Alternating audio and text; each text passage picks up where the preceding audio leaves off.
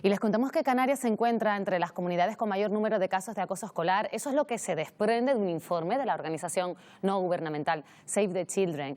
Bajo el lema "Ya no juego a eso", determina que entre los años 2002 y 2015 el Servicio de Prevención y Ayuda contra el Acoso Escolar del Ejecutivo Canario recibió 426 llamadas e intervino en 184 casos de este tipo. En la inmensa mayoría de los incidentes, las víctimas de acoso tenían entre 12 y 13 años, una conducta grave que la sociedad ha tendido a normalizar y sobre la que llaman la atención los especialistas.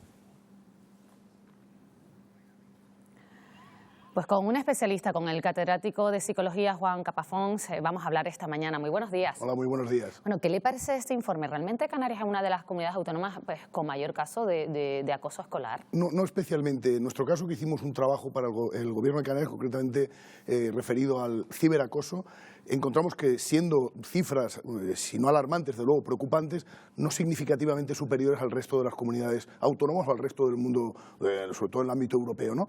Pero desde luego estamos hablando de una cantidad suficiente de niños como para que tomemos buena cuenta y actuemos en consideración. Habla de que se ha normalizado la situación, ¿qué pasa? ¿Que nos hemos acostumbrado? Yo creo que al revés. Yo creo que ha venido una tradición donde, bueno, pues eso siempre ha pasado, en el colegio era normal, pues siempre ha habido con que se han metido más con uno con otro, y a partir de esa idea sí se ha querido de alguna manera quitar hierro al asunto, y yo creo que es poco acertado. Es decir, sin llegar a la dramatización, desde luego tenemos un problema delante, y que todo lo contrario no es normal, hay que actuar, hay que prevenir y hay que intervenir. Claro, es que siempre ha pasado, pero entonces ahora personas que a lo mejor han sido acosadas pues con 12, 13 años y ahora tienen 30, pues también me imagino que tendrán pues sus traumas. Sí, nos ocurre. De hecho, compañeros, cuando estás dando clase en la facultad, te llegan alumnos, que estamos hablando ya de 21, 22 años, y te comentan que efectivamente ellos recuerdan en su adolescencia o en su infancia problemas de este tipo. Y en ocasiones, desgraciadamente, se arrastran mucho tiempo. Para eso están los profesionales y tienen que estar ahí para un trabajo preventivo y a la vez para un trabajo luego de intervención y que esto no le pase factura al resto de su vida. Hablamos pues de insultos, sí, de vejaciones, eso pues, a lo mejor en mi época, pero es que ahora se unen las redes sociales, el acoso, el ciberacoso. Claro, un viejo problema ha encontrado nuevos trajes para vestirse y nuevas herramientas muy dañinas. De hecho, estamos trabajando también en este momento con el tema de las nuevas tecnologías en adolescentes, un trabajo a nivel de toda Canarias, el programa y el proyecto Desenrédate, y ahí también incluimos este apartado de lo que estamos refiriéndonos, el ciberacoso. El ciberacoso tiene un plus frente al acoso, es como su primo hermano todavía más dañino, y es que se cuela, entra en todas partes. El acoso habitual, uno llega a su casa y puede sentirse más protegido, puede sentirse de alguna manera en una situación de defensa. El ciberacoso se te mete por el móvil, se te mete por la tablet, se te mete por el ordenador y puede llevar a situaciones donde el niño o la niña, el joven o la joven se siente totalmente desbordado. Enseguida hablamos de la víctima, sí, pero ¿qué pasa con el acosador? ¿Por qué un niño acosa a otro? ¿Qué le lleva a tener esa actitud? Bueno, estamos encontrando distintas tipologías. Está desde el que cree que está haciendo una gracia, algo simpático, le gusta llamar la atención, y luego es el embrión, otro sector que es el embrión de lo que se ha conocido como el síndrome del emperador. Es decir, esa persona impositiva, dominante, que le gusta subyugar a los demás, que le gusta castigar, que le gusta hacer daño. Y luego encontramos pues, también un conjunto de personas que se contagian, ¿no? Si lo hace uno, pues yo también lo hago. Lo que llamamos un aprendizaje observacional, vicario, de imitación. Y en el caso de las víctimas hay un perfil de niño, de niña que es más propenso a que se metan con él, digamos, y como hablamos en la calle. Y aprovecho tu pregunta porque aquí somos muy radicales los profesionales. No, cualquiera, desgraciadamente, es cuando vas tú con el coche a la velocidad correspondiente, por tu carril correspondiente, y alguien se te echa encima. Lo que no debemos admitir es que encima digas claro, es que tú a ver cómo conduces. No, mire, yo estoy respetando todas las normas y es el otro el que ha invadido mi terreno. Pues aquí pasa igual. No hay ningún perfil. Lo que sí, desgraciadamente, hay una tendencia. Las niñas son y siguen siendo más acosadas y en eso hay que tomar buena nota, y luego no hay una edad para ser acosado, desafortunadamente. Cualquier edad, desgraciadamente, es buena para ser acosado o acosada. Hay estudios que apuntaban, bueno, que la edad en la que más acoso se sufría era pues en la ESO, cuando los alumnos están en la ESO, que ahora se ha adelantado pues a sexto de primaria. Sí, aparece más temprano. ¿Y por qué aparece más temprano ahora? Bueno, porque cada vez los padres, los tutores, pues no voy a decir que seamos más permisivos, pero sí tenemos cada vez menos claro si tiene que tener la tablet con 8 o 9 años o no. Y aquí los psicólogos estamos insistiendo en que a partir, como pasaba con el ascensor, es decir, hasta los 12, 13 años, un chaval, una chavala puede perfectamente funcionar sin su teléfono móvil y su tablet y su ordenador. Sí puede participar de los instrumentos que hay en casa y puede estar en el ordenador con 7 o 8 años vigilado, tutorizado por su madre o por su padre. Entonces, desgraciadamente, a veces adelantamos las edades y en ese sentido pues hace que estos riesgos surjan más temprano. Hablamos de ciberacoso, pero el acoso en el colegio, ¿quién debe estar pendiente? Todos. Esto es una tarea de todos. Esto es desde los profesores, por supuesto, los tutores, los que están vigilando el recreo, los propios compañeros, y de ahí la labor de diseminación y de información. Por supuesto, los legisladores, los políticos, ustedes que no saben el trabajo enorme que hacen, ¿no?, con diseminar y difundir este tipo de... Yo creo que es un problema de la sociedad y por tanto es un problema que nos toca a todos. A cada uno luego nos tocará la parcela, cómo tenemos que actuar. Y los especialistas tenemos que dar herramientas para detectar y poder intervenir. Claro, pero los profesores a lo mejor detectan y deben intervenir. ¿Qué responsabilidad es la que tienen? Porque ellos son los que están con nuestros hijos todo el día y son los que son testigos. Quizás no el profesor, el tutor de la clase, pero sí los que están en el comedor o los que están en el patio.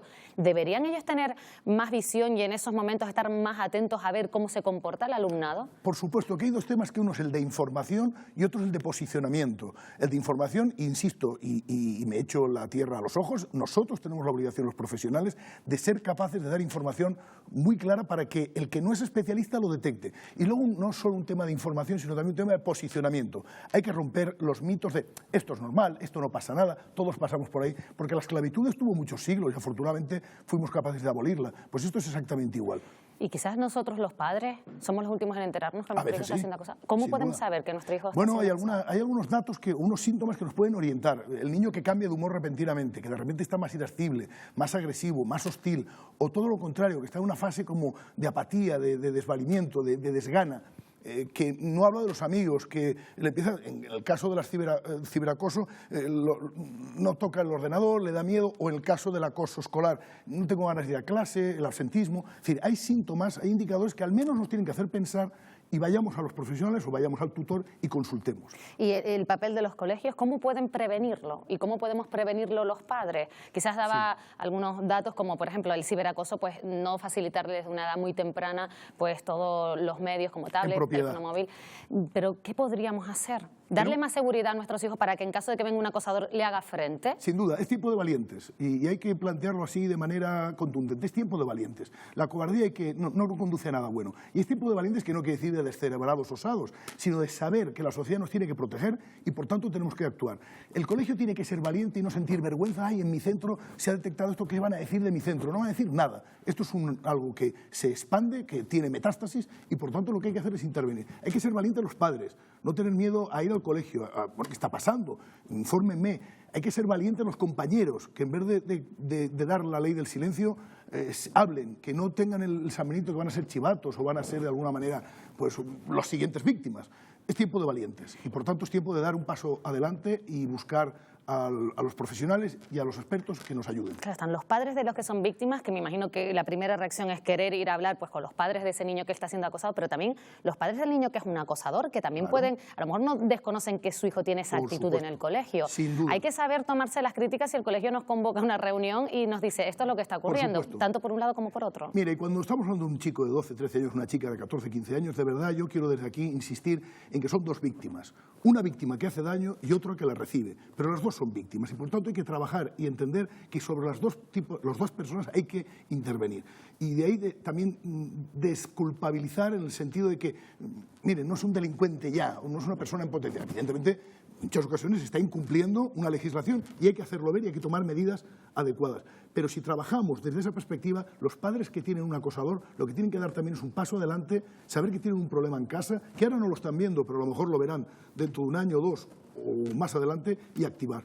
¿Y cuáles son las consecuencias de sufrir acoso escolar? Pues desde las personas que tienen más resiliencia y que tienen más capacidad de afrontamiento o se dan mejores coyunturas, que pasa como una anécdota desagradable en su vida, hasta situaciones que desgraciadamente, ustedes lo conocen por los medios de comunicación, nos llevan incluso a quitarnos la vida, ¿no? Por tanto, el abanico es amplísimo. Lo que es algo totalmente superficial, absolutamente innecesario, dañino, y ¿por qué no extirparlo? Ya, ¿y cómo quizás podríamos nosotros pues solucionarlo? No sé, habla de muchos colectivos que pueden llegar a solucionarlo, pero me imagino que cuando ya una persona pues tiene está siendo acosada, una persona pues luego ya pues madura, ya tiene una edad, quizás debería ir a un psicólogo, porque todo eso puede hacer que crezca siendo una persona insegura con complejos, ¿o me equivoco? Sí, los sanitarios además están preparados y en Canarias tenemos gente muy, bueno, te voy a decir yo que doy clase en la facultad, ¿no? como el catedrático de psicología. Pero de verdad, lo digo sinceramente, tenemos una facultad que es un orgullo, no es porque lo diga yo, están ahí en muchos rankings y hay mucha información. Y tenemos grandes profesionales, tenemos un colegio oficial de psicólogos y de psicología, que está trabajando con, bueno, hoy se ha visto recientemente con los desafortunados acontecimientos de los cristianos. Es decir, tenemos grandes profesionales y luego tenemos la rama de la psiquiatría infantil, es decir, hay grandes sanitarios en nuestras islas que están preparados y capacitados. Y por supuesto hay que animar a aquel que se sienta realmente mal, ahí tiene la salud pública para que se le atienda. En el Parlamento de Canarias, la consejera de Educación, la semana pasada en el Pleno, ha dicho que la incidencia del acoso no va en aumento. Por su experiencia, es importante, hay que tenerla en cuenta, pero no va aumentando en los últimos años. No, porque además en Canarias las cosas se están haciendo francamente bien en ese sentido. Tenemos un 012 para informar, tenemos desde el teléfono donde se está, y tenemos una consejería que hay que decirlo, está muy sensible a esta problemática. De hecho, nosotros estamos trabajando a la limón entre la Consejería de Sanidad y la de Educación y no podemos decir más que hay una colaboración francamente positiva. Y esta es la línea. Eso es lo que necesitamos de nuestros políticos, que nos apoyen para estos problemas sociales poderlos erradicar.